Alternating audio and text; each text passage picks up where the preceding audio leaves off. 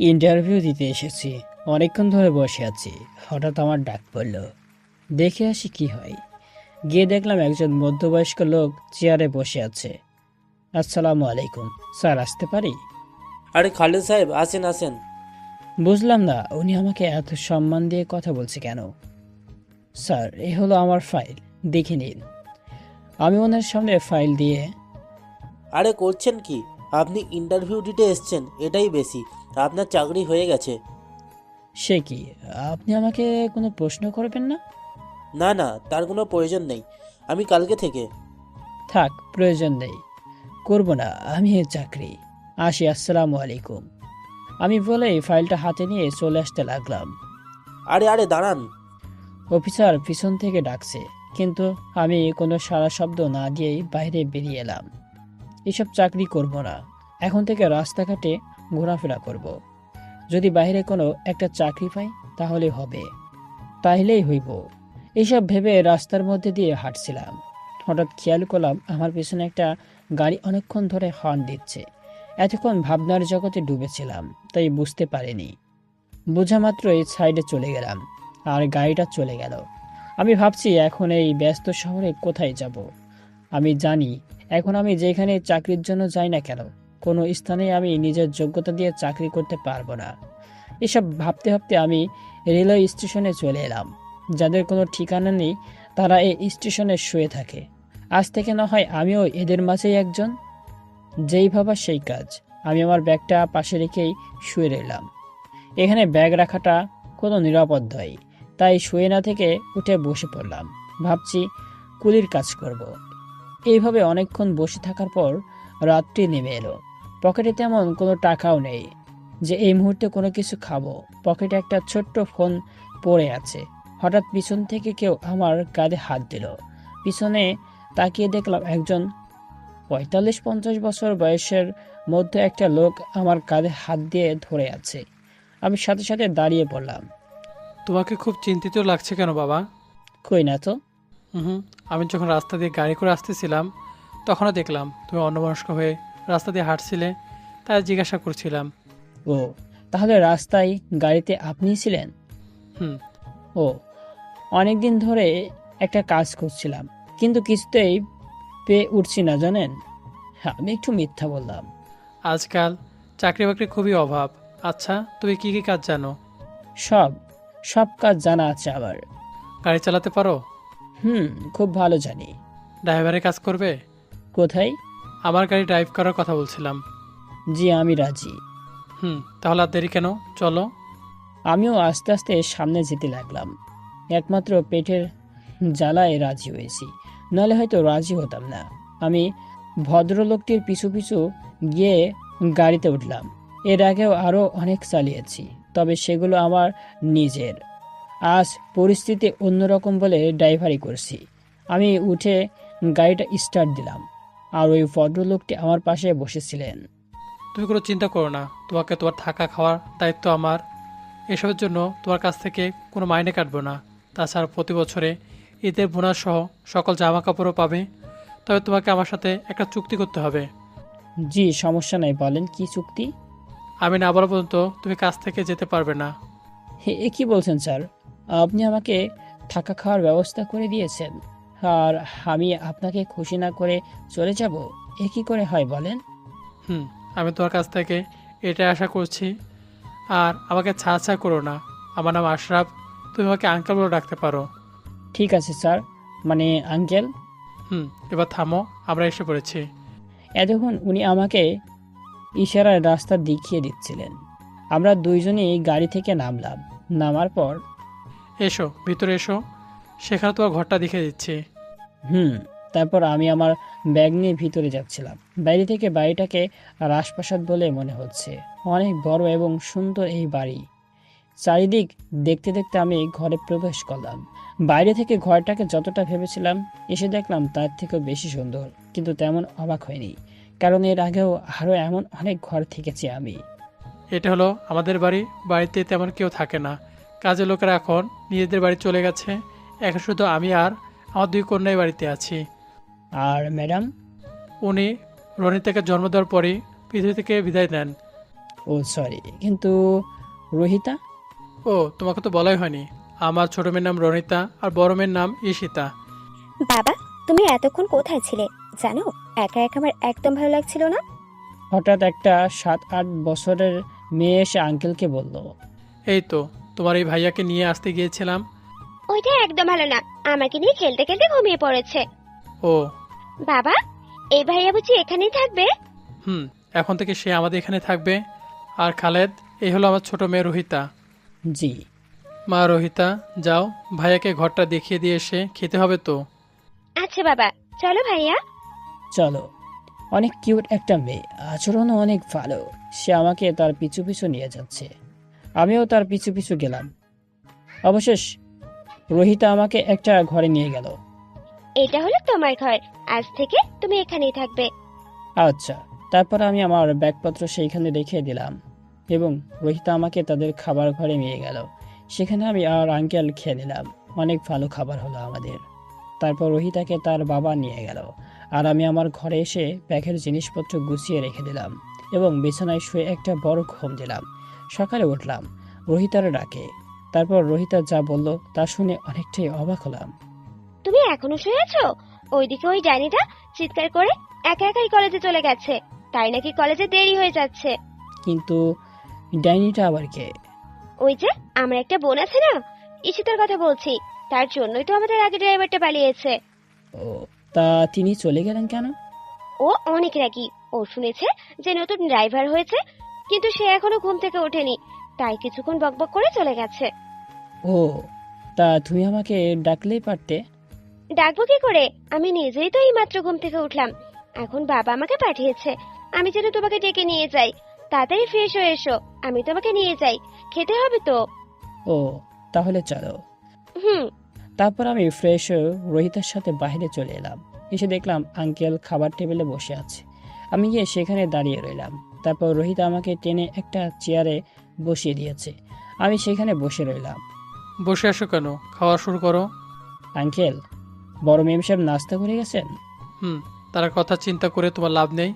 তোমাকে কিছু কথা বলে রাখি, আমার মেয়েটা এমনিতে বদমেজাজি, তার সাথে সাবধানে কথাবার্তা বলো আর তার কোনো কথায় মন খারাপ করো না।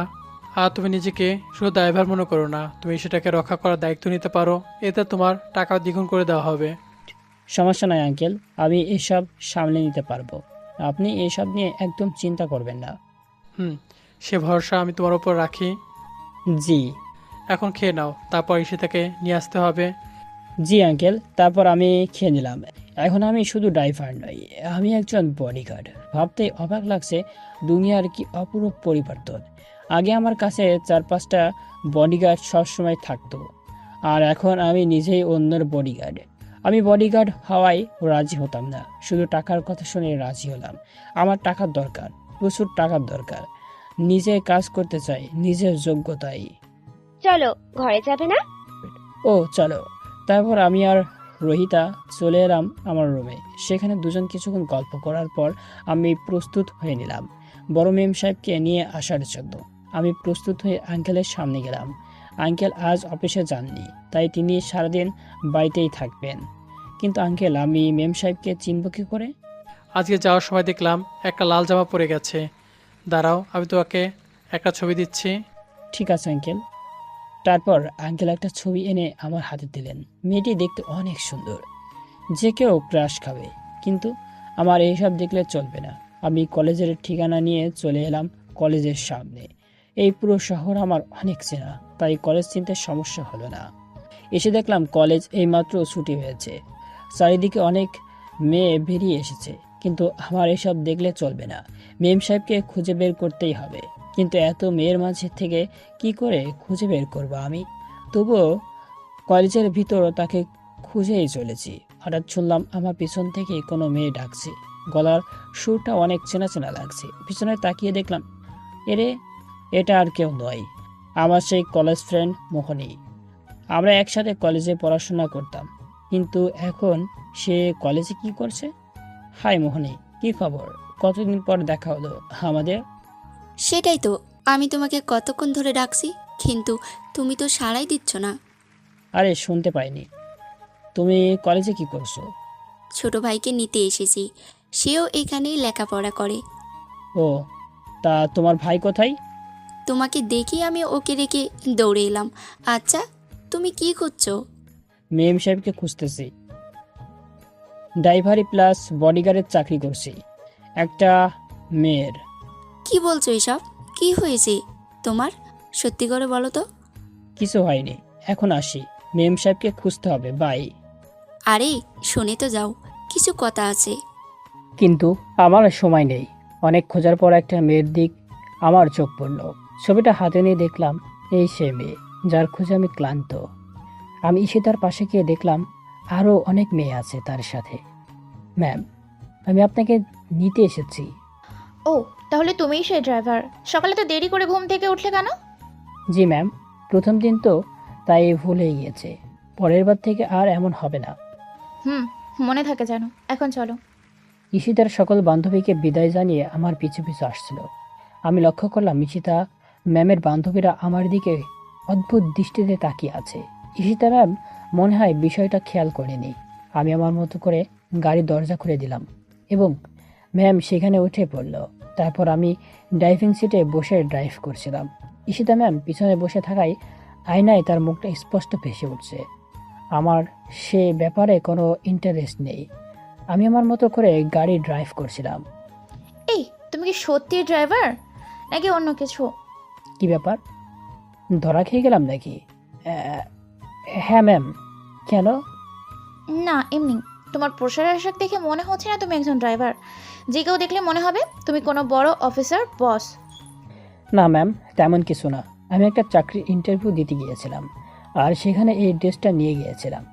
আর এই ছাড়া আমার দ্বিতীয় কোনো ড্রেস নেই। আমি তোমার জন্য একটা ড্রাইভারের পোশাক কিনে দিব, এবং কালকে। ধন্যবাদ ম্যাম।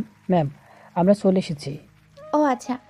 তারপর আমি গাড়ির দরজা খুলে দিলাম। ঈশিতা ম্যাম ঘরে পৌঁছে গেল আর আমিও পিছন পিছন বাড়ি ঢুকে পড়লাম এবং নিজের ঘরে ঢুকে গেলাম। গিয়ে দেখলাম রোহিতা আমার ঘরে এসে আমার সকল জিনিসপত্র এলোমেলো করে রেখেছে। আমাকে দেখেই পিছনে কি একটা লুকাচ্ছে। এটা কি করছো? তোমার জিনিসপত্রগুলো দেখছিলাম, আর সাথে তোমার ফাইলটাও দেখলাম। তুমি এইসবের কি বলছো? কোন ক্লাসে পড়ো? 3য় শ্রেণীতে। আমার ফাইল পড়ে কি বুঝলে? আর তোমার হাতে ওটা কি? ফাইল পড়ে কিছুই বুঝতে পারিনি, শুধু ওপর থেকে সুন্দর লাগছিল, তাই ভাবলাম ভেতর থেকে সুন্দর সুন্দর জিনিসগুলো কেটে নিয়ে যাই। তাই তো হাতে কাছে নিয়ে দাঁড়িয়েছিলাম, কিন্তু তুমি এসে যাবার কারণে কিছুই করতে পারিনি। মাথা ঠিক আছে তো তোমার? এগুলো সব অনেক প্রয়োজনীয়। এই কাজটা তুমি ভুলেও করো না, তাহলে আমার অনেক ক্ষতি হয়ে যাবে। বুঝতে পেরেছো? তুমি এখন না এলে তো আমি সব কেটে ফেলতাম। হুম। আচ্ছা, আপুকে নিয়ে কখন এসেছো? এই তো এক্ষুনি। কেন? না এমনি। ওই ডাইনি থেকে সবসময় দূরে দূরে থাকবে, মনে রেখো। আগে ড্রাইভার কিন্তু ওই ডাইনির কারণেই গেছে। আচ্ছা, তুমি তোমার আপুর উপর এত রেগে থাকো কেন? কই আমার সাথে তো ভালো ব্যবহার করছো। প্রথমত যমরাজও ভালোভাবে কথা বলে, পরে কার কপালে কি লেখা থাকে সেটা নিজেও জানে না। আরে বাস, তুমি 3য় শ্রেণীতে পড়ে এত উদাহরণ কোথা থেকে শিখলে? আরে এগুলো উদাহরণ, সত্যি কথা। তুমি এখন বুঝবে না, পরের সময় হলেই বুঝবে। আচ্ছা, তোমার কথা মানলাম, ওর থেকে দূরে দূরেই থাকবো, কিন্তু এইসব তুমি আমাকে বলছো কেন? তোমার সাথে থাকতে আমার খুব ভালো লাগে, যদি চলে যাও তাহলে আমার খুব খারাপ লাগবে। আরে আরে, মন খারাপ করো কেন? আমি তো আর চলে যাচ্ছি না। এবার চলো, খাবে না? চলো। তারপর আমি আর রোহিতা খাবার টেবিলের সামনে চলে গেলাম। সেখানে কাজের বুয়া খাবার দিচ্ছে আর আঙ্কেল সেখানে বসে আছে। আমরা যেতেই আমাদের বসতে বলল। আমরাও বসলাম, কিন্তু ঈশিতা ম্যাম এখনো আসেনি। আমি ওকে একা একাই চলে এলাম। পিছন পিছন রোহিতা এলো। রোহিতা, তোমার আপু খেতে আসলো না কেন? সে সব সময় তার ঘরেই খায়, আমি আর বাবা একসাথে খাই। আর এখন তো তুমিও আমাদের সাথে যুক্ত হয়েছো। কি অদ্ভুত। অনেক মানুষ আছে যারা বাবা মায়ের সাথে একসাথে বসে খেতে চায়, কিন্তু তাদের ভাগ্য এটা লেখা থাকে না। আর তোমার আপু এত বড় একটা বাড়ি মেয়ে হয়েও একা একা খেতে ভালোবাসে। সবাই তো আর তোমার মতো ভালো মানুষ নয়। হয়তো রোহিতা ভুল বলছে, কারণ আমি যদি ভালো মনের মানুষ হতাম তাহলে আর বাবা মা এবং শহরের সবচেয়ে ধনী বাবার সন্তান হওয়া সত্ত্বেও অন্যের গাড়ি ড্রাইভার হয়ে থাকতাম না। কি হলো, কি ভাবছো? রোহিতা আমার ভাবনার ছেদ করলো। কিছু না, ভাবছি তোমার বাবা এত ভালো মানুষ যে কিনা একটা অনাথ ছেলেকে নিজের বাড়িতে একটা চাকরি দিয়ে আশ্রয় দিয়েছে। তোমাকে দেখলে মনে হয় না যে তুমি কোনো সাধারণ ঘরের ছেলে। তোমার চলাফেরা, কথা বলা এবং নিজের ভাবভঙ্গি দেখলে মনে হয় তুমি কোনো বড় বাবার একমাত্র ছেলে। কি অদ্ভুত একটা মেয়ে, মানুষের ভাবভঙ্গি দেখে তার পরিচয় বলে দেয়, কিন্তু তাকে এখন এইসব কিছু বলা যাবে না। আরে আমাকে নিয়ে এত ভাবতে হবে না। তোকে বড় মেম সাহেব ডাকছে, তার নাকি রাত্রে কোথাও পার্টি আছে। একজন কাজের লোক এসে বলল, তুমি যাও, আমি আসছি। যাও, নাহলে আবার কীর্তি শুরু হয়ে যাবে। বাই। আমি বাইরে বেরিয়ে গাড়িতে বসে রইলাম। কিছুক্ষণ পর দেখলাম ঈশিতা ম্যাম বেরিয়ে আসছে, একটু সেজে এসেছে। এখন তাকে অসম্ভব সুন্দর লাগছে, কিন্তু এই মুহূর্তে আমি যে অবস্থায় আছি তা দিয়ে এসবের নজর না দেওয়াই ভালো। আমি গাড়ি থেকে নেমে ম্যামের জন্য দরজা খুলে দিলাম। সেখানে ম্যাম বসার পরে আমি দরজাটা বন্ধ করে সামনে এসে বসে পড়লাম। ম্যাম, কোন দিক যাব? একটা ঠিকানা বলল। আমি আর কিছু জিজ্ঞেস করিনি, কী কারণে যাচ্ছে, কোন দিকে সেই ঠিকানা, এসব কিছুই জিজ্ঞেস করিনি, কারণ আমি এই শহরের প্রত্যেকটা অলিগলি আমার চেনা। এইসব আমার জন্য কিছুই না। কিছুক্ষণ পর ম্যাম বলল, কি হলো, তুমি কি এখানে সব কিছু চিনো নাকি? যেখানে ঠিকানা বলছি সেখানেই চলে যাচ্ছ? ম্যাম, এই শহরের প্রত্যেকটা স্থান আমার হাতের মুঠোয়, কারণ আমি এর আগেও এখানে ড্রাইভারের কাজ করেছি। তোমাকে দেখে মনে হচ্ছে না তুমি একজন ড্রাইভার। ম্যাম, সবাই এটা বলে। আপনার দেওয়ার ঠিকানায় চলে এসেছি। হুম। আমি গাড়ি থেকে নেমে এসে ম্যামের দরজাটা খুলে দিলাম এবং ম্যাম সেখানে নেমে গেলেন। তুমি এখানে দাঁড়াও, ভুলেও ভিতরে এসো না। কিন্তু ম্যাম, এখন তো সন্ধ্যা হয়ে গেছে, কতক্ষণ লাগবে আসতে? যতক্ষণ লাগুক সেটা তোমার না জানলেও চলবে, যা বলছি তাই করো। কিন্তু ম্যাম, আমাকে তো আপনার সাথে যেতে হবে। এই সন্ধ্যাবেলায় আমি আপনাকে একা ছাড়তে পারি না, কারণ আমি আপনার বডি। নিজের লিমিট ক্রস করো না। এখানে বস তুমি নও, আমি। আর বসের কথা সবসময় মেনে চলবে, না হলে ভালো হবে না। যত সব। ঈশিতা ম্যাম বলেই ক্লাবের ভেতর চলে গেলেন। কিন্তু ম্যাম আমাকে আর বলতে দিল না, তার আগে চলে গেল। কিন্তু আমার এখানে বসে থাকলে চলবে না। আমি স্পষ্টভাবে জানি এই ক্লাবটা মোটেও ভালো নয়, কিন্তু এখন যদি আমি ভিতরে যাই তাহলে ভিতরের সকলে আমাকে চিনে ফেলবে। আর তারা যদি ঈশিতা ম্যামকে আমার পরিচয় বলে দেয় তাহলে তো আমার মহাবিপদ। আর সবচেয়ে বড় সমস্যা হলো সেখানে গেলে ঈশিতা ম্যাম অনেক রেগে যাবেন, আর সেটা আমার পক্ষে ভালো হবে না। তাছাড়া ভিতরে যারা যারা আছে তাদের নাম্বারও আমার কাছে নেই, কারণ আমি আমার সকল সিম খুলে ফেলে নতুন সিম নিয়েছি। এখন আমি কি করব? না পারছি যেতে, না পারছি এখানে থাকতে। কারণ আমি যদি এখানে থাকি তাহলে ভিতর থেকে যারা আসবে তারা আমাকে চিনে ফেলবে, তারপর সেই খবর বাবার কানেও চলে যাবে। না, এটা হতে দিলে চলবে না। আমাকে একটু লুকিয়ে থাকতে হবে। আমি গাড়িটাকে পার্কিং করে ভিতরে বসে রইলাম। রাত 10টা বাজতে চলছে, কিন্তু ম্যামের দেখা নেই। ভিতরে কি কোনো ঝামেলা হয়েছে নাকি? আরও কিছুক্ষণ অপেক্ষা করার পর দেখলাম ঈশিতা ম্যাম বেরিয়ে এলেন। দিকে মনে হচ্ছে অনেক রেগে আছেন, কিন্তু কেন, কিছু হয়েছে নাকি? আমি ওনার বডিগার্ড, আমাকে তো সব জানতেই হবে। ম্যামের জন্য গাড়ির দরজাটা খুলে দিলাম। ম্যাম, কিছু হয়েছে? কোনো সাড়া নেই, চুপচাপ গাড়িতে বসে পড়লেন। আমি আর কিছু জিজ্ঞেস করিনি, দেখে বোঝা যাচ্ছে যে ভিতরে কিছু হয়েছে, যার কারণে ম্যামের রাগ মাত্র চড়িয়ে গেছে। বেশি রেগে গেলে কি না কি বলল তার কোনো ঠিকানা নেই। আমি সামনে বসে গাড়িটা স্টার্ট দিলাম, তারপর সোজা বাড়ি চলে এলাম। ম্যাম কোনো কথা বলেননি, সোজা ঘরে চলে গেলেন। আমিও তার পিছু পিছু গেলাম। বাড়ির ভিতর কাউকে দেখলাম না। রোহিতা আর আঙ্কেল মনে হয় নিজের ঘরেই আছেন। আমি আমার ঘরে কিছুক্ষণ বসে রইলাম আর ভাবতে লাগলাম সেখানে কি এমন হয়েছে। এই খবর যদি আঙ্কেল জানতে পারে তাহলে আমি কি জবাব দিব? না, আমি আবার সেইখানে যাব। তাই আমি ঘর থেকে বেরিয়ে গেলাম। তারপর ভাবলাম এখন আমি নিজের কাজে যাচ্ছি, মালিকের গাড়ি নিয়ে যাওয়া ঠিক হবে না। তাছাড়া এত রাতে কোনো গাড়িও পাওয়া যাবে না। বুঝতে পেরেছি আজ আমাকে আমার পরিচয় প্রকাশ করতে হবে। তাই আমি বড় রাস্তার পাশে দাঁড়িয়ে রইলাম, যে রাস্তা দিয়ে ড্রাগস, হিরোইন, ইয়াবা পাচার হয়। কিন্তু সেইখানকার খবর একমাত্র আমি আর আমার শত্রুপক্ষের লোকেরা ছাড়া পুলিশ নিজেও জানে না। কিছুক্ষণ দাঁড়িয়ে থাকার পর হঠাৎ আমার অপেক্ষার অবসান হলো। দেখলাম আমার শত্রুপক্ষের একজন মোটরসাইকেল করে এদিকেই আসছিল। আমাকে সে এখনো দেখতে পায়নি। আমি মুখটা ঢেকে তার সামনে দাঁড়ালাম। কে তুই? এখানে কেন এসেছিস? রাস্তা থেকে সরে দাঁড়া। তোর মোটরসাইকেলটা আমার লাগবে। কি? আমি তোকে আমার মোটরসাইকেল দিব কেন? কারণ আমি চেয়েছি। বলতে বলতে মুখ থেকে কাপড়টা সরিয়ে দিলাম। আমার চেহারা দেখে ও অনেকটা ভয় পেয়েছে। মোটরসাইকেল সেখানে ফেলে রেখে দৌড়ে পালিয়েছে। হয়তো ও কখনো ভাবেইনি যে আমাকে এসে সামনাসামনি দেখতে পাবে। ভাববেই বা কী করে? আমি তো কখনো কারোর সামনেই আসিনি। এসেছে আমার ছবি, এতে আর এরা সবাই আতঙ্কিত। যাক, এসব না ভেবে সেইখান থেকে মোটরসাইকেলটাকে নিয়ে আমি চলে এলাম সেই ক্লাবের সামনে। আমি কোনো দিক না তাকিয়ে সোজা ক্লাবের ভেতর আসতে লাগলাম। এসেই দেখলাম সকল বাজে ভণ্ডরা এখানে মেয়ে নিয়ে ফুর্তি করছে। আমি এখানে এসেছি সেটা এখনও কেউ খেয়াল করেনি। আমি সোজা চলে গেলাম সেই মিউজিকের কাছে। প্রথমে মিউজিকটা বন্ধ করলাম। এদের সবার চোখ আমার দিকে পড়ল। আমাকে দেখে এখানের সকলে বাজে ছেলেরা ভূত দেখার মতো চেয়ে রইল। ভাই, আপনি এখানে? মানে আপনি খবর দিলে তো আমরা নিজেরাই চলে যেতাম। এখানে ঈশিতাকে কে রাগিয়েছে? এখানে তার সাথে কি হয়েছিল? ভাই, আমরা বুঝতে পারিনি যে ঈশিতা ম্যাম আপনার পরিচিত। বিশ্বাস করেন ভাইয়া, আমরা জানতাম না। আমি এখন জানতে চাই না এখানে কি হয়েছিল।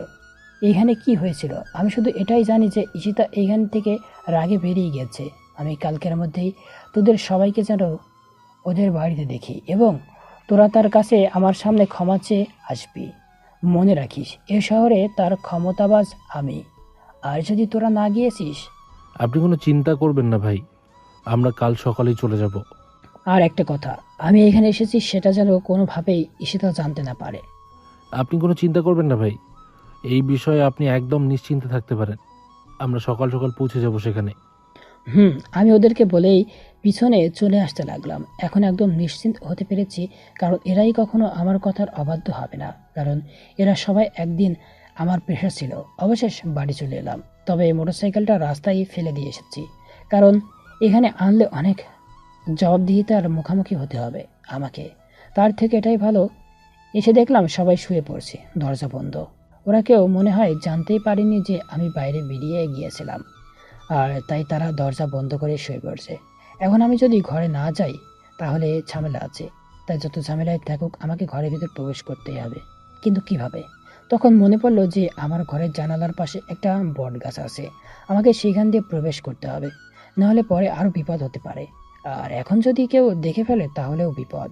পিছনে তাকিয়ে দেখলাম আশেপাশে কেউ নেই। দারোয়ানটা নাক ডেকে ঘুমাচ্ছে। তাই আমি আর কিছু চিন্তা না করে গাছ বেয়ে উঠে গেলাম আমার ঘরে। আমার ভাগ্য ভালো যে জানালাটা খোলা ছিল, যার কারণে আজকের মতো আমার রেহাই। আমি দরজা বন্ধ করে এসেই শুয়ে পড়লাম। সকালে শুনলাম বাইরে কেউ আমার নাম ধরে ডাকছে। ভালো করে লক্ষ্য করে দেখলাম এটা রোহিতা। আমার মনেই ছিল না যে এই বাড়ির কেউ নিজের দরজা বন্ধ করে ঘুমান না। আর দেরি না করে দৌড়ে এসে দরজাটা খুলে দিলাম। রোহিতাকে ঘরে নিয়ে এলাম। কাল রাত্রে কোথায় ছিলা? কোথায় আবার? নিজের ঘরে। কেন? মিথ্যে বললে কিন্তু আমার আব্বুকে বলে দিব যে কালকে রাত্রে তুমি বাসার বাইরে ছিলে। কই বাইরে ছিলাম? আমি তো মাঝরাতে বাসায় চলে এসেছিলাম। এইবার পথে এসো। মাঝরাত পর্যন্ত কোথায় ছিলে ভাইয়া? এই তো একা একা ভালো লাগছে না, তাই বাইরে ঘুরতে গিয়েছিলাম। কিন্তু দরজা তো বন্ধ ছিল, তুমি ভেতর ঢুকলে কেমন করে? সেটা নয় পরে বলি, এখন বলো এসব তুমি জানলে কি করে? রাতে আব্বু বাসায় আসার পর আমি তোমার ঘরে গিয়েছিলাম, কিন্তু তোমাকে পাইনি, আর কাউকেও বলিনি। এইটা একটা বুদ্ধিমানের কাজ করছো। আচ্ছা, তোমার আপু কোথায়? নিচের ঘরেই রেডি হচ্ছে, কলেজে যাবে বলে।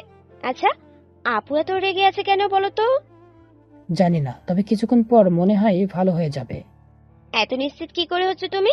আপুর সাথে সাবধানে কথাবার্তা বলো, এমনিতেই রাগের পরিমাণ অনেক বেড়ে গিয়েছে। সে নিয়ে তুমি চিন্তা করো না, অতি তাড়াতাড়ি এর ব্যবস্থা করে ফেলবো। তুমি এখন যাও, আমাকে রেডি হতে হবে, না হলে মেম সাহেবের দেরি হয়ে যাবে। হুম। তারপর রোহিতা চলে গেল। আমি ফ্রেশ হয়ে নিলাম। অমনি ম্যামের ডাক পড়লো, তাই বেরিয়ে গেলাম। প্রয়োজন হলে বাইরে খেয়ে নিব। আমি ম্যামের সাথে তেমন কোনো কথা বলিনি। ম্যামকে গাড়িতে করে নিয়ে যাচ্ছিলাম। চিন্তার বিষয় হলো ওরা এখনো আসেনি কেন? ওদের তো এতক্ষণে চলে আসার কথা। তাছাড়া ম্যাম এখনো রেগে আছে। আমি নিশ্চিত সেখানে যা হয়েছিল তা কোনো রকম ভালো ছিল না। ম্যাম, একটা কথা বলবো? হুম। ম্যাম, গতকাল রাত্রে আপনি এমন রাগ করে বেরিয়ে এসেছিলেন কেন? কি হয়েছিল সেইখানে? কিছু হয়নি। প্লিজ ম্যাম, দয়া করে বলেন। বললাম তো কিছু হয়নি। এক কথা কতবার বলবো? আর একটা কথা না বলে চুপচাপ গাড়ি চালিয়ে যা। ফালতু মেজাজ গরম করে সবসময়। উনি এ কথা বলার সাথে সাথে গাড়িটা ব্রেক করলাম। কি হলো? গাড়ি থামালি কেন? ম্যাম, সামনে কারা যেন গাড়ির সামনে দাঁড়িয়ে আছে। কালকের সেই ক্লাবের ছেলেগুলো এসে গিয়েছে। ম্যাম, গাড়ি থেকে নেমে গিয়ে ওদের মাঝে লিডারের গালে একটা থাপ্পড় মারল। সে ছেলেটা আমার দিকে তাকিয়ে আছে। আমি ওকে ইশারায় বললাম ক্ষমা চেয়ে নিতে। এই তোদের লজ্জা করে না? কাল আমার সাথে এত খারাপ বিহেভ করেও আজ আবার আমার পথ আটকে দাঁড়িয়ে আছিস। আসলে ম্যাম, আমরা বুঝতে পারিনি যে আপনি, না মানে আমরা কালকের জন্য দুঃখিত। ওরা আমার কথা বলে দিতে চেয়েছিল, কিন্তু আমি ইশারা করে আর বলিনি। ছি, তোদেরকে বন্ধু ভাবতে আমার খারাপ লাগছে। ইশতা ম্যাম বলে গাড়িতে এসে বসে পড়ল। ম্যাম, এখন কোথায় যাব? কলেজে। জি ম্যাম। বাবা, এখনো তেজ কমেনি। ওরা ক্ষমা চাইলো, তবুও তেজ ওই রকমই। আমি এসব কিছু না ভেবে গাড়ি চালাতে শুরু করলাম। অবশেষ চলে এলাম কলেজে। তুমি এখানে দাঁড়িয়ে থাকো, আমি 1 ঘন্টা ক্লাস করে আবার এখানে চলে আসবো। আচ্ছা ম্যাম। ম্যাম চলে গেল। অনেকক্ষণ ধরে গাড়ির ভিতর বসে রইলাম। বাইরে বেরোনোর চেষ্টাও করিনি। প্রায় 2 ঘন্টা হয়ে গেল। অনেক ছাত্রছাত্রী বেরিয়ে গেছে, কিন্তু ম্যাম এখন আসেনি। ভিতরে কোনো বিপদ হয়নি তো? আমি মুখে একটা কাপড় দিয়ে ঢেকে কলেজে প্রবেশ করলাম। প্রত্যেকটা ক্লাব তন্ন তন্ন করে খুঁজলাম, কিন্তু ম্যামকে পাইনি। তাই কলেজের ছাদে চলে এলাম। এসে দেখলাম এখানে অনেক সুন্দর করে সাজানো হয়েছে। দেখে বোঝা যাচ্ছে এটা কারোর বার্থডে পার্টি। দূরে ঈশিতা ম্যামকে দেখা যাচ্ছে। আশেপাশে তাকিয়ে আমি আরও অবাক হলাম, কারণ এখানে একটা ছেলে দাঁড়িয়ে আছে, আর সে হলো এই শহরের সবচেয়ে খারাপ কাজ করে এমন একজন মানুষের সন্তান। এর আগেও ওর সাথে আমার অনেক লড়াই হয়েছে। আমি মুখ ঢাকা অবস্থায় ম্যামের সাথে কথা বলতে চলে গেলাম। ম্যাম আমাকে দেখে চিনতে না পেরে মুখের কাপড় সরিয়ে দিল। আমি এখন সবার সামনে, কিন্তু মুখ ঢাকা নই। যদি কেউ আমাকে চিনে নেয় তাহলে যত সমস্যার শুরু হবে। তাই আমি ম্যামের হাত ধরে টেনে গাড়ির সামনে নিয়ে এলাম। বুঝলাম না কেন আমাকে থাপ্পড় মারলো। আমি ওকে এখানে নিয়ে এলাম এই জন্যই নাকি আর কিছু? তো সাহস কি করে হয় আমাকে আমার বয়ফ্রেন্ডের সামনে থেকে এইভাবে হাত ধরে নিয়ে আসার? আজ আমার বয়ফ্রেন্ডের বার্থডে, আর তুই আজকের দিনে আমার এত বড় ক্ষতি করে দিলি। উফ, কি জানি শিহাব এখন কি মনে করে। আসলে আমি বুঝতে পারিনি ম্যাম যে এমন একটা কিছু হয়ে যাবে। কিন্তু ম্যাম, ওই শিহাব ছেলেটা তো ভালো না। আমি ভালো করে জানি কে ভালো কে খারাপ। আমার বিষয় নিয়ে ভাববার অধিকার তোকে কে দিয়েছে? আপনার বাবা আমাকে শুধু ড্রাইভারই নয়, বডিগার্ডের চাকরিটাও দিয়েছে। সেটা আমার না বাবার সমস্যা। 2 টাকার জন্য তুই আমার বডিগার্ডের চাকরিটাও নিয়ে নিলি। আচ্ছা, তোকে আমি বাবার চেয়ে বেশি টাকা দিব, তবুও তুই নিজের বডিগার্ডের চাকরিটা ছেড়ে দে। সরি ম্যাম, এটা আমার পক্ষে সম্ভব নয়, কারণ আমি আপনার বাবাকে কথা দিয়েছি আপনি আবার বাড়ি বাড়িতে ফিরে যান। আপনি না আসা পর্যন্ত আমি অপেক্ষা করব। তুই সেটা না বললেও আমি যাব। যত সব। আসলে আমি নিজ থেকে এই কাজটা করতে চাইনি। ম্যামের সাথে ওই খারাপ ছেলেদের দেখে ম্যামকে ওইখান থেকে নিয়ে এসেছিলাম, কিন্তু এখানে হিতের বিপরীত হলো। আমি গাড়ির ভিতর প্রবেশ করে একা একা বসে রইলাম আর ভাবতে লাগলাম কিছুক্ষণ আগের কথা। সেখানকার সেই খারাপ ছেলেগুলো আমার পরিচিত। ওরা যদি ঈশিতাকে সব বলে দেয় তাহলে আমি কি করব? আর এমনিতে ঈশিতা যা দেমাগ, টাকার গরমে সে অন্ধ হয়ে আছে। টাকার গরম দেখাই। সে যখন কথাগুলো বলছিল তখন ইচ্ছা হচ্ছিল তার বাবার সকল সম্পত্তি এখনই কিনে নেই, পথে বসিয়ে দিই। কিন্তু এই কাজটা করতে হলে আমাকে প্রথমে বাবার সাহায্য নিতে হবে, যেটা আমার একদম পছন্দ না। কিছু করার নেই, অপেক্ষা করতে হবে, কারণ আমি আমার জেদ রক্ষা করার জন্য সবকিছু করতে পারি। অনেকক্ষণ অপেক্ষা করলাম, প্রায় সন্ধ্যা হয়ে এলো। এরই মাঝে আমি কিছু খেয়ে নিলাম। এখনো আমি এক জায়গায় বসে আছি। হঠাৎ কিছু মানুষের পায়ের আওয়াজ পেলাম। মনে হয় তারা বেরিয়ে আসছে। আমি তাড়াতাড়ি করে মুখে কাপড় দিয়ে ঢেকে নিলাম। এখন আমার সবার সামনে আসা একদম ঠিক হবে না।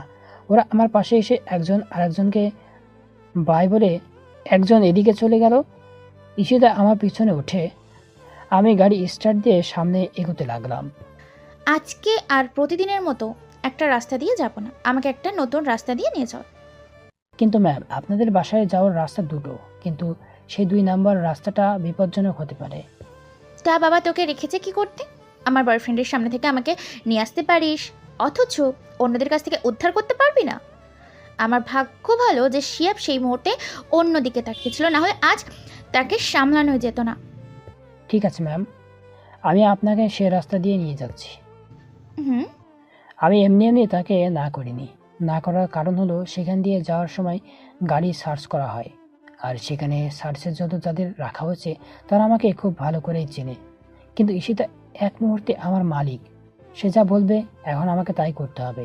তাছাড়া সেখান দিয়ে আর কোনো বিপদ নেই, ওকে শুধু একটু মিথ্যা বলেছি, কারণ এর কারণে হয়তো সে এই রাস্তা দিয়ে যেতে না করতো, কিন্তু সে তার জেদ ঠিকই টিকিয়ে রেখেছে। এছাড়া আর তৃতীয় কোনো রাস্তা নেই যে তাকে সেদিক দিয়ে নিয়ে যাব। আমি আমার মুখ থেকে কাপড় সরিয়ে নিলাম। ঈশিতা মনে হয় এতক্ষণ খেয়াল করিনি যে আমার মুখে একটা কাপড় ছিল। থাক, খেয়াল না করাই ভালো। এই গাড়ি থামাও থামাও। সার্চম্যান বাঁশি বাজিয়ে আমাদের দাঁড় করালো। আমি কিছু না বলে গাড়িটা দাঁড় করিয়ে গ্লাসটা নিচে নামালাম। সরি স্যার, বুঝতে পারিনি, আপনি আসতে পারেন। আমি সেইখান থেকে চলে এলাম। ঈশিতা অবাক হয়ে আমার দিকে তাকিয়ে আছে। সার্চম্যান আমাকে স্যার বলার কারণ ঈশিতা অনেক অবাক। কি হলো? সার্চম্যানের মতো স্যার বললো কেন? সেটা আমি কি করে বলবো? যদি রাস্তায় আমাকে কেউ স্যার বলে তাহলে সেখানে আমি দায়ী হব কেন? না, এটা কিছুতেই হতে পারে না, নিশ্চয়ই কোনো ঝামেলা আছে। স্ম্যান তো যাকে তাকে স্যার বলতে পারে না। আচ্ছা, লেখাপড়া কোন পর্যন্ত করেছিস? এই তো ক্লাস 8 পাস করছিলাম। গরিবের আর লেখাপড়া। সব বুঝে বলছিস তো? কেন? আমাকে বোকা পেয়েছিস? হ্যাঁ, ক্লাস 8 পাস করে কেউ ইন্টারভিউ দিতে যায়? আরে বুঝতে পারছেন না কেন? ক্লাস 8-এর সার্টিফিকেট নিয়ে ইন্টারভিউ দিতে গিয়েছিলাম, বলতে এই চাকরিটা হলো না। জোক। আচ্ছা। ঈশিতা আরও বলতে চেয়েছিল, কিন্তু আমি বাধা দিলাম। ম্যাম, আমরা এসে গেছি। আও। তারপর ঈশিতা গাড়ি থেকে নেমে চলে গেল। আমিও তার পিছু পিছু নেমে গেলাম। তারপর আমিও ঘরে চলে গেলাম। আমি ঘরে গিয়ে দেখলাম আঙ্কেল এইমাত্র অফিস থেকে এসেছে। আঙ্কেল গাড়ির জন্য আলাদা একটা ড্রাইভার রাখা আছে। সে আঙ্কেল সবসময় ড্রাইভ করে দিয়ে আসে, আর সে ড্রাইভার নিজের বাড়ি থেকে কাজ করে। আমরা নিজেরা নিজেদের রুমে ঢুকে গেলাম। কিছুক্ষণ পর রাহিতা এলো। আজকে এত দেরিতে আসলে কেন? কলেজ তো আরো অনেক আগেই ছুটি হয়ে গিয়েছে। আসবো কি করে? অনেকক্ষণ বসে থাকার পর তোমার আপুর দেখা মিলল। আজকে তোমার দুলাভাইয়ের বার্থডে পার্টি তো, তাই একটু দেরি হয়েছে। দুলা ভাইটা আবার কে? তোমার আপুর বয়ফ্রেন্ড। ও, আপুর বয়ফ্রেন্ড আছে? আগে তো জানতাম না। দাঁড়াও, আপুকে জিজ্ঞাসা করে আসি। কি? তার মানে তুমি আগে জানতে না? কই না তো। দাঁড়াও, কথাটা আপুর মুখ থেকে শুনে আসি। ইস, রোহিতা যদি সেখানে আমার কথা বলে দেয় তাহলে পুরো ঝামেলা হাট বসে যাবে। আমি আরো মনে করছি যে ঈশিতা তার বোনকে সব আগে থেকেই বলে রেখেছে। কিছুক্ষণ বসে থাকার পর রোহিতা এসে গেল। আমি তাকে কিছু বলার আগেই রোহিতা বলতে শুরু করলো, তোমাকে আপু ডাকছে, এক্ষুনি তার রুমে যেতে। তাহলে কি তুমি সব? আরে চলোই না। রোহিতা আমার হাত ধরে টানতে টানতে নিয়ে গেল। রোহিতা সামনে যাচ্ছে আর আমি যাচ্ছি পিছনে, কারণ এর আগে কখনো আমি ঈশিতার রুমে যাইনি। জানি না কি জিজ্ঞেস করে বসে। কেন যে রোহিতাকে এসব বলতে গেলাম। অবশেষ রোহিতা আমাকে টানতে টানতে ঘরে নিয়ে গেল। গিয়ে দেখলাম ঈশিতা কার সাথে যেন চ্যাটিং করছিল। আমি যেতেই, ওকে এসব বলার মানে কি? কি করলাম ম্যাম? নাকামো হচ্ছে আমার সাথে? সব কিছু জেনেও না জানার ভান করছিস? রোহিতাকে শিহাবের বিষয়ে কি বলি? আসলে ম্যাম আমি জানতাম না যে এই ব্যাপারে রোহিতা কিছু জানে না। এখনই আমার সামনে থেকে বেরিয়ে যা। আচ্ছা ম্যাম। আমি আর সেখানে এক মুহূর্ত না দাঁড়িয়ে চলে এলাম বাইরে। এসে আমার রুমে শুয়ে পড়লাম। আমার পিছু পিছু রোহিতাও এসে হাজির হলো। আমি বুঝতে পারিনি যে আপু তোমাকে এত বকা দিবে। আমি জানতাম না যে আপু তোমার সাথে এত খারাপ ব্যবহার করে। আরে না, সমস্যা নাই, তুমি তো এইসব না জেনেই করেছো। তুমি খুব ভালো, কারোর সাথে রাগ করো না, শুধু সবার সাথে ভালো ব্যবহার করো। কিন্তু আমার আপুটা অনেক খারাপ, কারোর সাথে ভালো ব্যবহারই করে না, সবাইকে নিচু চোখে দেখে। ম্যামের নামে বদনাম করছো। আমি যদি তোমার আপুকে এইসব বলে দিই? আমি জানি তুমি কখনো বলবে না। এত বিশ্বাস? চলো আমরা খেয়ে আসি। বাবা মনে হয় এক্ষুনি খাবার জন্য ডাকবে। কিন্তু আমি তো ক্যাম্পাস থেকে খেয়ে এসেছি, তাহলে খাবো কি করে? এক কাজ করো, তুমি তোমার বাবার সাথেই খেয়ে নাও। ধর, তুমি একটুও ভালো না, একা একা খেয়ে এসেছো। তোমার সাথে কথা বলবো না, এখন আসি। আরে, আমাকে আর বলতে না দিয়ে সে দৌড়ে চলে গেল। আমিও শুয়ে পড়লাম, ভালো লাগছে না। অতীতের কথাগুলো খুব মনে পড়ছে। কোথায় শহরের সবচেয়ে আরাম এসে থাকা ছেলেটি, আর কোথায় আমি। আমাদের চেহারার অনেক মিল, কিন্তু দুঃখের বিষয় হলো আমাদের চেহারা অনেক মিল। কেননা সেই ছেলেটিই আমি। এসব ভাবতে ভাবতে কখন যে ঘুমিয়ে পড়ছি তার কোনো ঠিক নেই। সকালে ঘুম ভাঙলো একা একা। আজ রোহিতাও ডাকলো না, হয়তো সে নিজেই এখনো ঘুমাচ্ছে। আমি ফ্রেশ হয়ে নিলাম। তারপর একজন বুয়া খাবার দিল, যে আজকে থেকে নাকি কিছুদিনের জন্য ঈশিতার কাজের বন্ধু, আর তাই আজ থেকে আমাকে রোহিতার দেখাশোনা করতে হবে। তারপর ওই বুয়া বলল আমাকে আঙ্কেল ডেকেছেন। আমি স্যারের কাছে গেলাম, দেখলাম আঙ্কেল খাবার টেবিলে বসে আছে। আঙ্কেল, আপনি আমাকে ডেকেছিলেন? বসো। আঙ্কেল বলল। আমি বসে পড়লাম।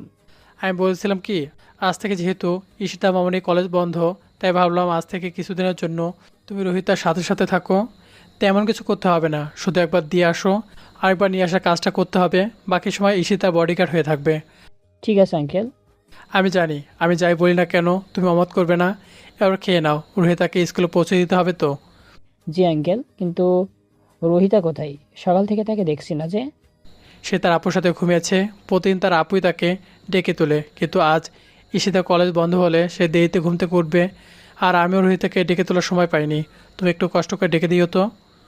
আঙ্কেল, আমি এখনই ডেকে নিয়ে আসছি। আমি উঠে চলে আসতে লাগলাম। আরে, খেয়ে তো যাও। আঙ্কেল, আপনি খেয়ে নিন, আমি রোহিতার সাথে খেয়ে তাকে স্কুলে পৌঁছে দেব। হুম।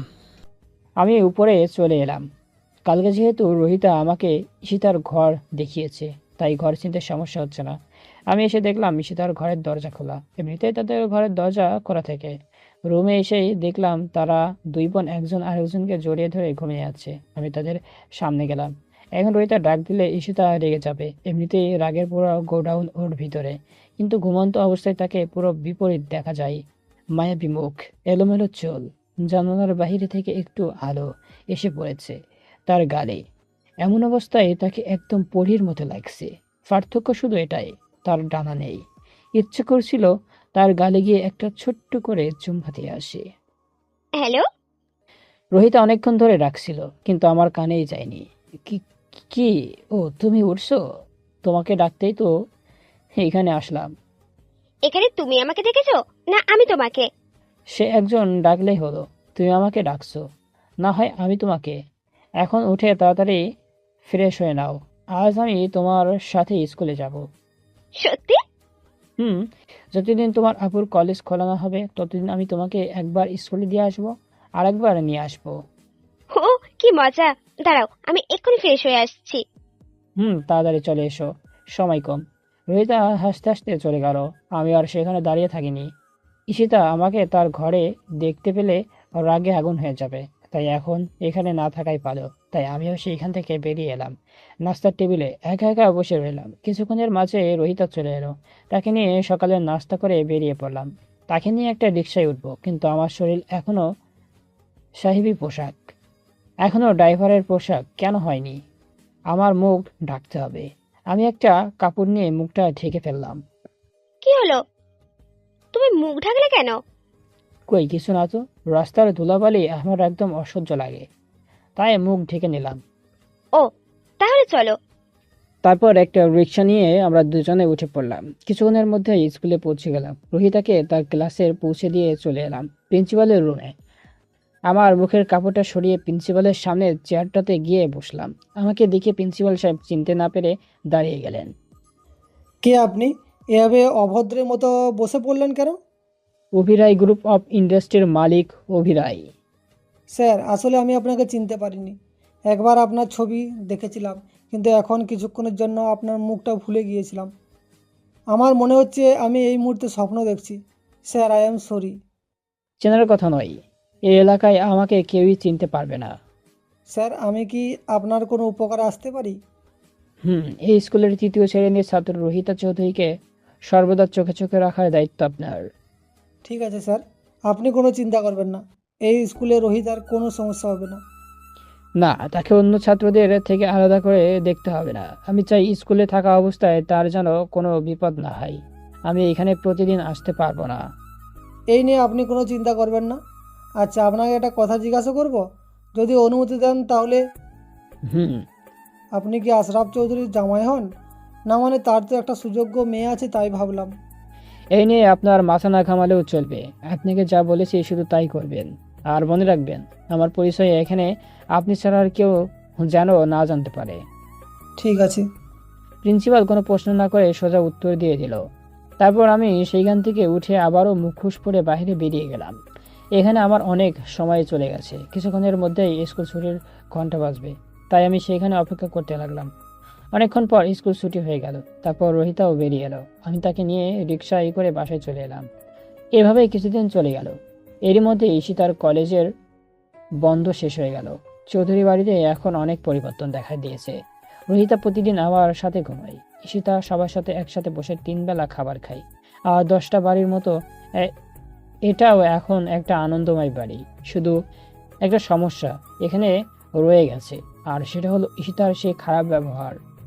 আমার মনে হয় এই খারাপ স্বভাব সেই দিন যাবে যেদিন শিহাব তার আসল রূপ ঈশিতাকে দেখাবে, আর সেই দিন বেশি দেরি নেই।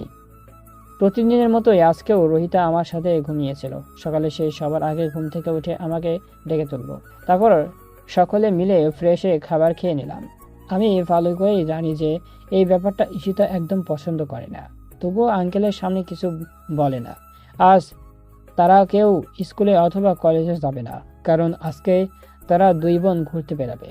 আমাকে রোহিতা বলেছিল, কিন্তু আমি যাই নাই। তারা রিক্সায় করে ঘুরবে, সেখানে আমি গিয়ে কি করব? তাই আমি রুমে গিয়ে শুয়ে পড়লাম। হঠাৎ একটা ফোন পেয়ে আমি আতঙ্কিত হয়ে পড়লাম। হ্যালো, কে বলছেন? তোর শুভাকাঙ্ক্ষী, যা বলছি মন দিয়ে শোন। এখনই আবামনি পার্কে চলে আয়, আমি তোর জন্য সেখানে অপেক্ষা করব। একটা মেয়েলি কণ্ঠে, কিন্তু কণ্ঠটা অনেক চেনা চেনা লাগছে। কে আপনি? আর আপনার কাছে আমি দেখা করব কেন? এতে তোর খারাপ হবে না, ভালোই হবে। তুই যাকে মনে প্রাণে খুঁজছিস, দুর্জান চক্রবর্তী, তার খবর আমি জানি। কিন্তু আমি আপনাকে চিনব কি করে? আমি তোকে চিনিয়ে নিব। বলে মেয়েটি ফোন কেটে দিল। আমি তাড়াতাড়ি করে বেরিয়ে এলাম। দেখলাম রোহিতা আর ঈশিতা আমার আগে বেরিয়ে গেছে। তাদের বাড়ি থেকে মেন রাস্তায় যাওয়ার রাস্তা 2টা, একটা দিয়ে তারা যাচ্ছে আর বিপরীত রাস্তা দিয়ে আমি চললাম। অবশেষ পৌঁছে গেলাম ওভামানি পার্কে। চারিদিকে খুঁজতে লাগলাম, কিন্তু কোথাও খুঁজে পেলাম না। একটা ফোন দিলাম। আপনি কোথায়? এখানে চলে আয়, একটা রঙের জামা পরে আছি। আমি মেয়েটির বলা জায়গায় চলে গেলাম। দেখলাম তেমনই একটা মেয়ে উল্টো দিকে ফিরে দাঁড়িয়ে আছে। আমি মেয়েটির পাশে গেলাম। এই যে শুনছেন, আমি বলতে মেয়েটি আমার দিকে ফিরল। আরে, এ তো আমার কোম্পানির ম্যানেজার। মারিয়া, আপনি? আমি তোর কোম্পানি ম্যানেজার হয়ে নয়, তোর কলেজ ফ্রেন্ড হয়ে এসেছি। ও, এবার বলো, বাবা কেমন আছে? ভালোই।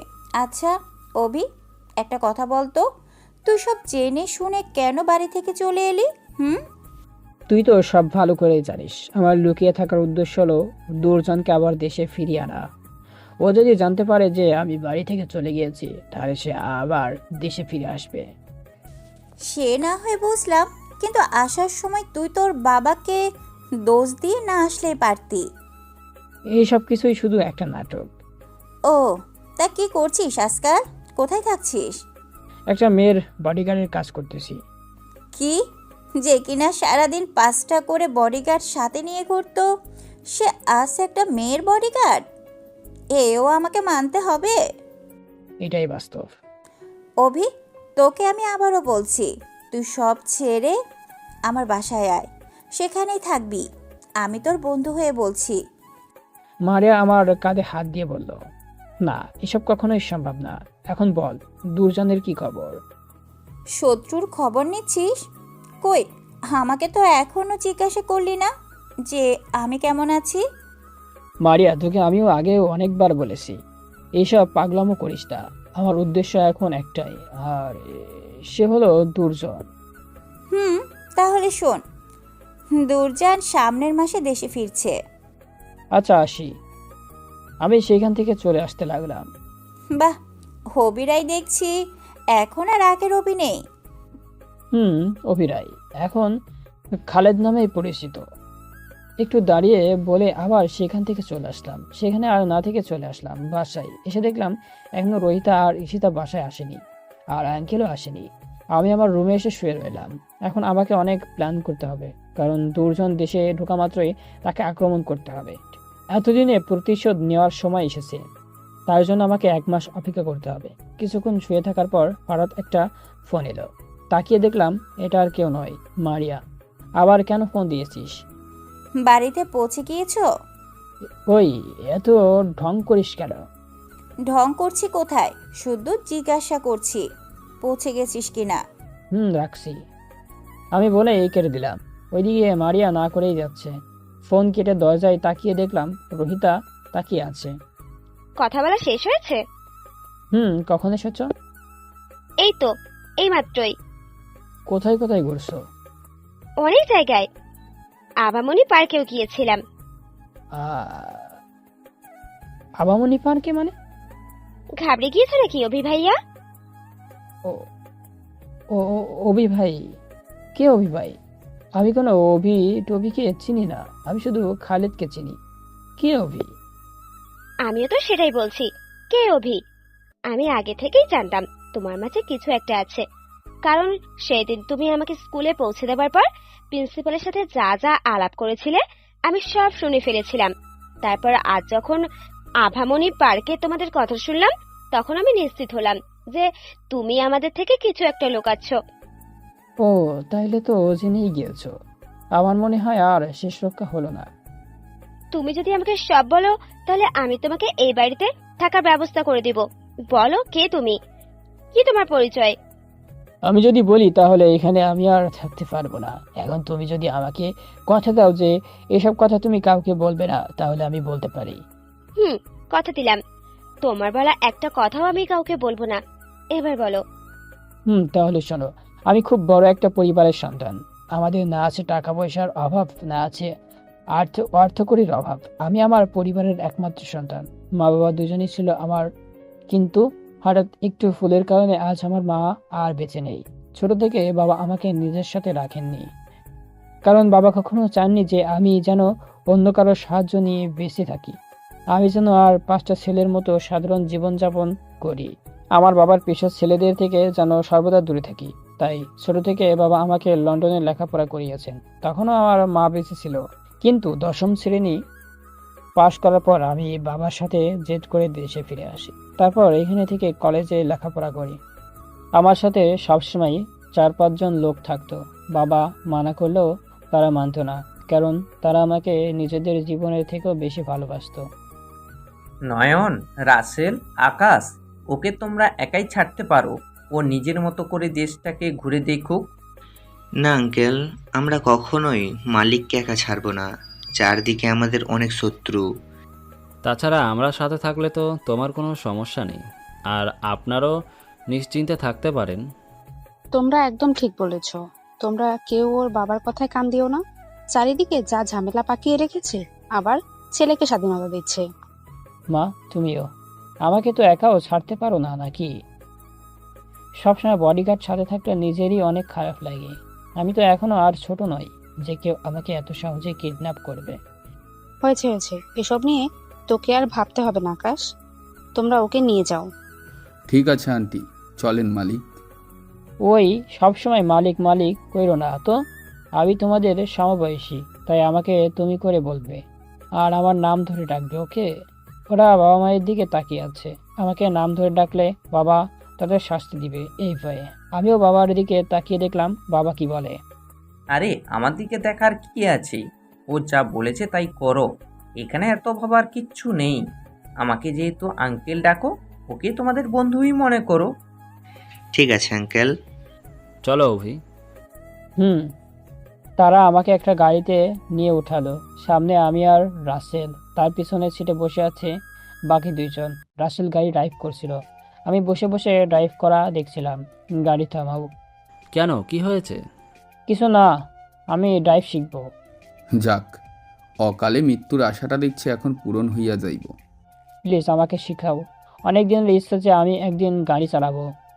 আচ্ছা, তুমি আমার জায়গায় এসো, আমি শিখিয়ে দিচ্ছি।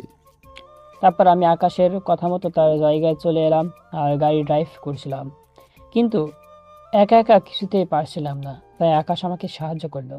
আমরা দুজনে মিলে এই গাড়ি ড্রাইভ করে কলেজে চলে এলাম। সেদিন ছিল আমার কলেজের প্রথম দিন। আমাকে তারা তিনজন ক্লাস পর্যন্ত এগিয়ে দিয়ে এসেছিল। তারপর তারা বাইরে আমার জন্য অপেক্ষা করছিল, আর ক্লাসের রুমে আমার পাশে বসেছিল মারিয়া। আর সেখানেই তার সাথে আমার পরিচয়। আমরা ভালো বন্ধু হয়ে উঠি। কিন্তু আমাকে সে একদিনও বন্ধু মনে করেনি, সবসময় পাগলামি করে গেছে। কিন্তু তাকে আমি এখনও একজন ভালো বন্ধুই মনে করি। সে ছাড়া কলেজে আমার আরও কিছু ফ্রেন্ড হয়। এভাবে কিছুদিন চলে গেল। আমি ড্রাইভ করা সম্পূর্ণভাবে শিখে গেলাম। এখন কলেজে যাওয়া আসার সময় আমি গাড়ি ড্রাইভ করতাম।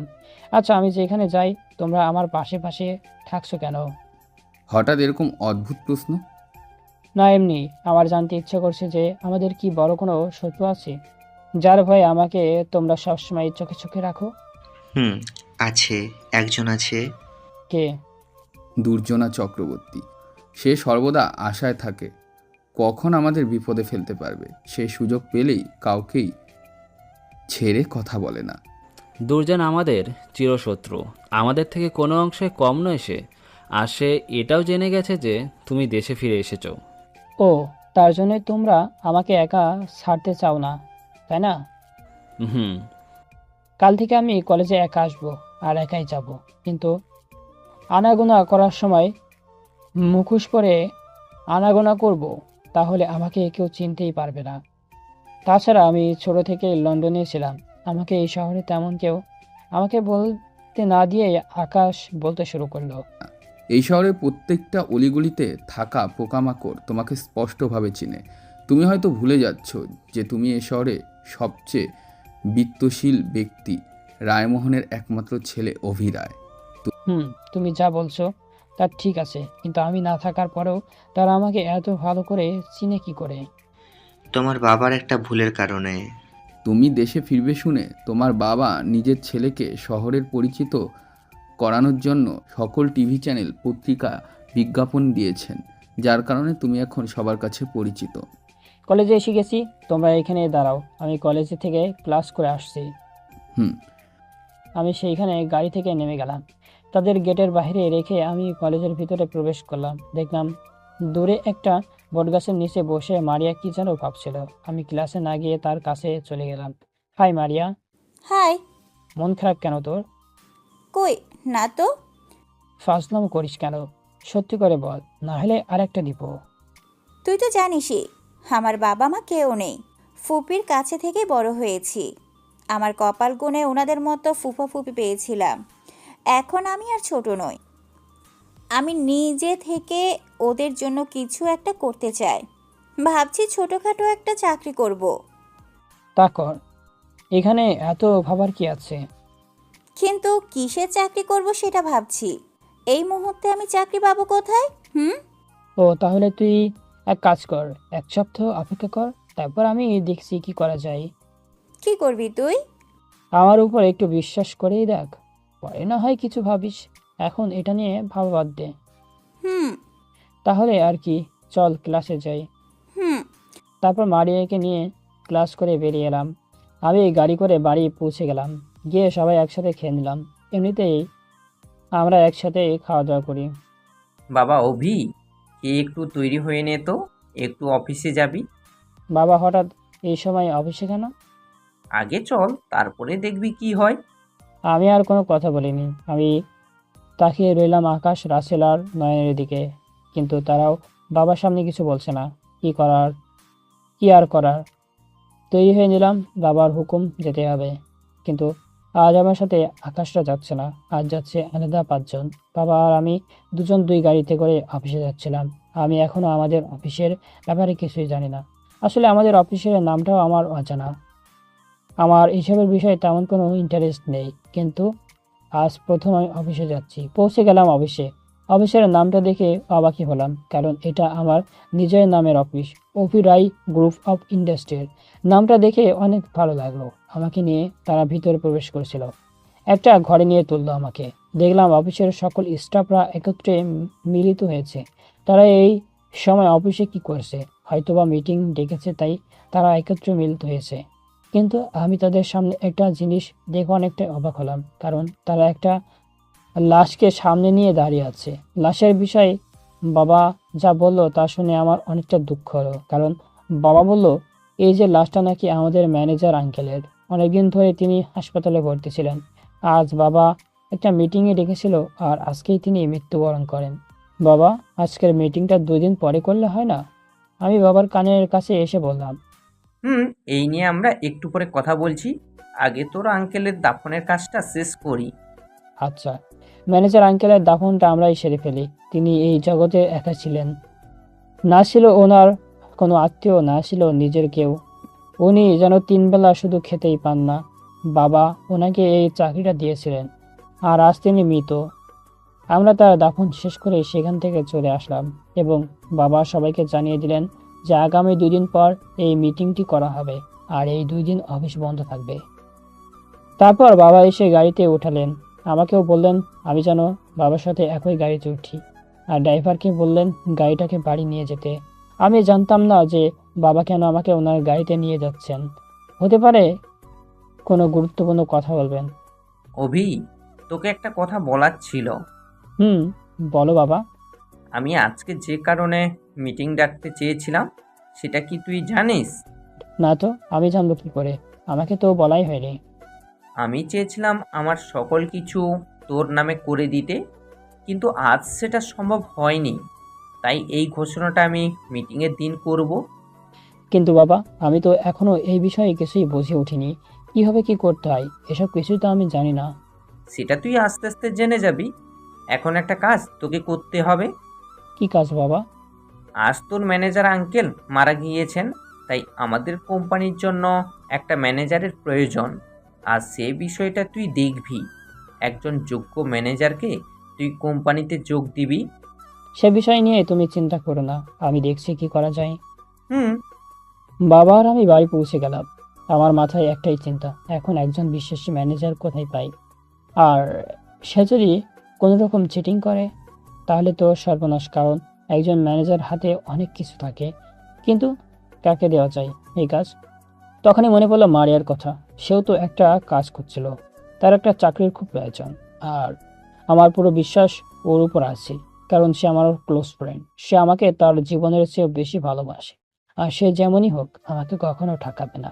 আচ্ছা, তাকে একটা ফোন দিয়ে দেখি। হবি বল। আমার সাথে কাল একটু দেখা করতে পারবি? কেন? একটা গুরুত্বপূর্ণ কথা আছে তোর সাথে। আগামীকাল তুই আমার সাথে একা মিট করবি।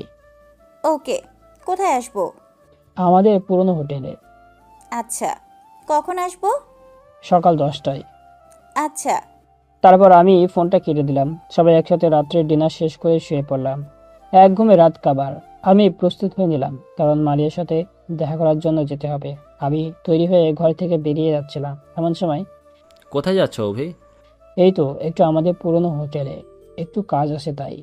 তাহলে আমিও তোমার সাথে যাই। আচ্ছা, কিন্তু বাকি 2 জন কোথায়? ওরা মনে হয় ঘুমোচ্ছে। তাহলে তো তুমি আমার সাথেই চলো। আচ্ছা। তাহলে তুমি আমার সাথেই চলো। তারপর আমি আর নয়ন গাড়িতে উঠলাম। সে ড্রাইভ করছিল আর আমি সাথে বসেছিলাম। অবশেষ পৌঁছে গেলাম আমাদের পুরনো হোটেলে। সেখানে 5 তলায় প্রবেশ করে আমি নয়নকে একটা টেবিলে বসিয়ে রেখে ওয়েটারকে বলে আসলাম যে নয়নের যা যা প্রয়োজন হয় সব যেন দিয়ে দেয়। আমাদের হোটেল, তাই কেউ কিছু বলে না। তারপর আমি সেখান থেকে চলে আসলাম। দেখলাম মারিয়া একটা টেবিলে একা একা বসে আছে। আমি তার কাছে গিয়ে তার সামনে চেয়ারটাতে বসলাম। এতক্ষণ ধরে ওয়েট করছি, আর তুই এখন এলি? কথা বলবি? ভালো কথা। ঘড়ির দিকে তাকিয়ে কথা বলবি। আমি বলেছিলাম 10টায় আসতে, আর 10টা বাজতে এখন 10 মিনিট বাকি আছে। ও, তা কি জন্য রেখেছিস? তুই বলেছিলি না যে তোর একটা চাকরির দরকার? হ্যাঁ, তো ম্যানেজারের কাজ করতে পারবি? ধুর, ফালতু আলাপ বাদ দে। সাধারণ একটা কাজ করছি তাই পাচ্ছি না, আবার ম্যানেজার? এত বাজে বকিস কেন? যা বলছি তার উত্তর দে। না, পারি না, তবে শিখে নিতে পারবো। আগামীকাল সকাল 10টায় আমাদের অফিস উপস্থিত থাকবে। সেখানে তোর চাকরি কনফার্ম। সত্যি? তোদের তো অফিসের অভাব নেই, তা কোন অফিসে? অভিরাই গ্রুপ অফ ইন্ডাস্ট্রিতে। হবি প্লিজ একটু দাঁড়াবি? এবার বল। তারপর মারিয়া যা করলো তা দেখে শুধু আমি নয়, এই হোটেলের সকল মানুষ অবাক হয়ে গেল। কারণ মারিয়া আমাকে জড়িয়ে ধরলো। সে বুঝতে চাইছে যে সে আমাকে খুশিতে জড়িয়ে ধরছে, কিন্তু আমি তার শ্বাস প্রশ্বাসের ঘনত্ব অনুভব করে বুঝতে পারছি এটা সে অন্য কিছু ভেবে জড়িয়ে ধরেছে। এই মুহূর্তে আমি না পারছি তাকে ছাড়তে, আবার না পারছি তাকে এভাবে রাখতে। অনেক কষ্টে তাকে ছাড়িয়ে আমি সেখান থেকে চলে আসতে লাগলাম, কিন্তু এসে আরো অবাক হলাম। এটা দেখে যে নয়নকে যেখানে বসিয়ে রেখেছিলাম সেখানে সে নেই। কিন্তু নয়ন কোথায় গেল? ও তো আমাকে রেখে যাওয়ার কথা নয়, তাহলে কোথায় গেল? আমি একটু দূরে তাকিয়ে যা দেখলাম তা দেখে আমার একটুও ভালো লাগছিল না, বরং রাগ আরো বাড়ছিল। কারণ আমি দেখলাম নয়ন আর অন্য একটা ছেলের মাঝে ঝগড়া হচ্ছে। ওই ছেলেটা নয়নের গায়ের উপরে ঝগড়া করেছে। আমিও সেইখানে গেলাম। কি ভাই, আপনার সমস্যা কি? ওর সাথে এভাবে ঝগড়া করছেন কেন? দেখ, এই ছেলেটা হোটেলে ঢুকে মেয়েটাকে ডিস্টার্ব করছে, আর আমি কিছু বলাই আমাকে হুমকি দিচ্ছে। ইচ্ছে হচ্ছে এখনই শালাকে টপকে দেই। তোকে আবারও বলছি, এইখান থেকে চুপচাপ চলে যা, না হলে তোদের জন্য বিষয়টা ভালো হবে না। আচ্ছা ভাই, মনে করো আমরা তোমাকে কিছু করতে আসিনি। আমি পুরোটা বলার আগে ছেলেটি বলতে শুরু করলো। তুই কি করবি রে? আরে ভাই, কথাটা তো আগে শোনো। আমরা তো শুধু দেখতে এসেছি। আচ্ছা ভাই, তোমার নাম কি? ঈশান, দুরজানের নাম শুনেছিস? আমি তার লোক। আরে রাখ তোর দুর্জন। তুই তো জানিস না যে আমরা কে। তোর দুর্জন ভাইয়ের ক্ষমতা তুই যদি এখান থেকে বেঁচে ফিরিস, তাহলে তুই তোর দুজন ভাইকে গিয়ে বলিস ওই যমদূত অভি এসে গেছে, যাকে সে নিজের টোপ বানিয়ে খেলতে চেয়েছিল, কিন্তু সে অভি দেশে ফিরেছে। সে খবর তোর ভাই এখনো জানতেই পারেনি। নয়ন কথাগুলো বলার পরই ওকে একটা লাঠি দিয়ে জানালার কাছ দিয়ে বাইরে ফেলে দিয়েছে। 5 তলা থেকে পড়ে ও হয়তো মরে যেত, কিন্তু ওর ভাগ্য ভালো যে ও সুইমিং পুলে পড়ে যায়, যার ফলে প্রাণ নিয়ে পালাতে পারে। এতক্ষণে মারিয়াও আমার পাশে চলে এসেছে। ওইখানে সুইমিং পুল না থাকলে তো ও মারা যেত। যাক, তাতে কি, ওরা আমাদের চিরশত্রু। তারপরেও কি সাহস আমাদের হোটেলে এসে নিজেদের দুর্জনের নাম নিয়ে অপকর্ম করে যাচ্ছে। তারপরেও অভি, তোর কোথাও লাগেনি তো? না, তুই আগামীকাল সকালে অফিসে উপস্থিত থাকবে, মনে থাকে যেন। আমি আর নয়ন সেখান থেকে চলে এলাম। যাক, ম্যানেজারের চিন্তা মাথা থেকে দূর হলো। রাত্রে বাবাকে মারিয়ার বিষয়ে সবকিছু খুলে বললাম। বাবাও এতে মতামত প্রকাশ করলো। তারপর অপেক্ষা করতে লাগলাম পরের দিনের জন্য। পরের দিন সকালে আমি, বাবা, নয়ন, রাসেল এবং আকাশ চলে যায় অফিসে। গিয়ে দেখি আমাদের আগে মারিয়া সেখানে পৌঁছে গিয়েছে। আসসালামু আলাইকুম আঙ্কেল, কেমন আছেন? মারিয়া বাবাকে বলল। তারপর বাবার সাথে সাথে আমরাও দাঁড়িয়ে গেলাম। ভালো, তুমি কেমন আছো মা? বাবা মারিয়াকে আগে থেকে চিনত। জি ভালো আঙ্কেল। অভি, তুই মারিয়াকে নিয়ে মিটিংয়ে চলে আয়। আচ্ছা বাবা। তারপর আমি আর মারিয়া একসাথে হাঁটতে লাগলাম, আর নয়ন, রাসেল এবং আকাশ আমাদের পিছনে আসছিল। কিরে, তোর বাবা তো আমাকে নিজের মা বানিয়ে ফেলেছে। ফালতু আলাপ বাদ দে, এটা বাবা এমনি এমনি বলেছে। আর মনে রাখিস, বাইরে আমরা যেমনই হই, অফিসে আমাদের সম্পর্ক শুধু বস আর ম্যানেজারের, বুঝছিস? আচ্ছা, সেটা না হয় চাকরিটা হলেই দেখা যাবে। কেন, আমার উপর তোর কোনো সন্দেহ আছে? না, আমি তোর উপর সন্দেহ করব কেন? চাকরিটা আমি করব, তবেই না তুই আমার বস। দেখ মারিয়া, শেষ মুহূর্তে এসে একদম মজা করবি না, তাহলে কিন্তু ঝামেলা হয়ে যাবে। আচ্ছা, মজা করব না, এবার তাড়াতাড়ি করে পা চালা।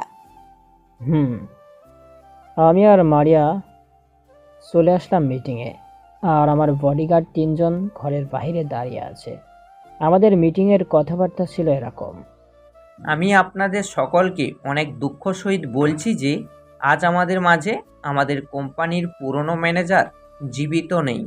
কিন্তু একজন ম্যানেজার ছাড়া একটা কোম্পানি কোনোভাবেই চলতে পারে না।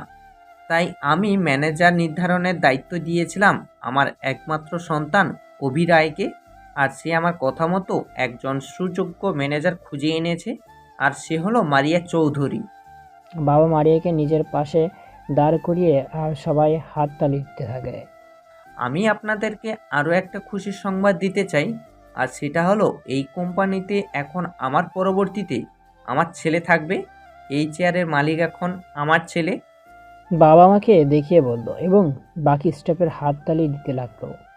কিন্তু স্যার, আমার মাথায় এখনো একটা প্রশ্ন ঘুরপাক খাচ্ছে। আমাদের জানা মতে এই কোম্পানি থেকে কোনো রকম নিয়োগ বিজ্ঞাপন অথবা ইন্টারভিউ রাখা হয়নি।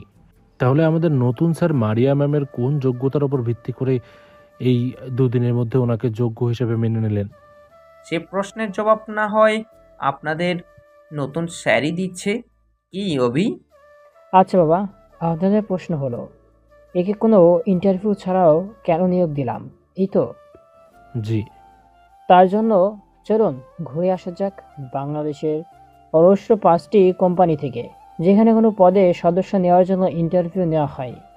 কি হয় ইন্টারভিউ নিয়ে, যেখানে যোগ্য ব্যক্তিরা রাস্তায় রাস্তায় ঘোরাফেরা করে আর অযোগ্য বড় বড় কোম্পানিতে কাজ করে। ভাবছেন এটা কিভাবে হয়? তাহলে শুনুন। একজন ব্যক্তি ইন্টারভিউ দিতে গিয়েছে, তার সকল যোগ্য আছে, ইন্টারভিউও সবচেয়ে ভালো পরীক্ষা হয়েছে তার, কিন্তু অবশেষ যখন রেজাল্ট আসে তখন দেখা যায় তার নাম্বার সবচেয়ে কম। তার কারণ কি? তার কারণ হলো সেই কোম্পানির লোকেরা আগে থেকে সব কিছু তৈরি করে দেখেছিল। আমার প্রশ্ন হলো, এখানে সব কিছু যেহেতু আগে থেকে ঠিক করা থাকবে, তাহলে ইন্টারভিউ নেওয়ার কারণ কি? তার কারণ হলো সে অফিসের কিছু সদস্যর কাছে যেন জবাবদিহি করতে না হয়। মাঝখান থেকে স্বপ্ন নষ্ট হয়ে গেল সেই ব্যক্তিটির, যে কিনা এত আশা নিয়ে ইন্টারভিউ দিতে এসেছিল। আর আমাদের এখানে যেটা হয়েছে সেটা যে কাউকে টাকার বিনিময়ে দেওয়ার কাজ নয়, কারণ এই ম্যানেজারের কাজ করতে হলে বিশ্বাসী ব্যক্তির প্রয়োজন হয়। অচেনা কোনো ব্যক্তিকে এই কাজে দিয়ে দেওয়া ঠিক হবে না। আরও কোনো প্রশ্ন আছে আপনাদের মনে? না স্যার। তারপর তারা সবাই মারিয়াকে ম্যানেজার হিসেবে মেনে নিয়ে নিল। মিটিং এখানেই শেষ হয়ে গেল। আমি হয়ে গেলাম অভিরাই গ্রুপ অফ ইন্ডাস্ট্রির মালিক। সবাই অফিস থেকে বেরিয়ে এলাম। মারিয়া সাথে দেখা করলাম। তোকে অনেক অনেক ধন্যবাদ। কেন? আমার আমার চাকরিটা দেওয়ার জন্য, তাও আবার তোর নিজের অফিসে। এখানে ধন্যবাদ দেওয়ার কিচ্ছু নেই, এমনিতেই একজনের দরকার পড়তো, সেখানে না হয় তোকে দিয়েই দিলাম। মারিয়া, একটা কথা বলি শোন। বল। তুই তো দেখেছিস, তোর উপর বিশ্বাস রেখে সবার কাছে কত কিছু বললাম। যাই হয়ে যাক না কেন, কখনো তোর উপর আমার এই বিশ্বাসটা ভাঙতে দিস না। সেটা তোকে বলতে হবে না। বাই। বাই। মারিয়া চলে গেল তার বাসায়, আর আমি চলে এলাম আমার বাসায়। আমাদের বাড়ির চারিদিকে অনেক অনেক পাহারাদার এবং বডিগার্ড থাকে, যার কারণে আমরা সবসময় বাড়ি ফাঁকা রেখে বাইরে যেতে পারি। সন্ধ্যের সময় বাবার কথা শুনে কেন জানি মনে অনেকটাই ভয় লাগছিল।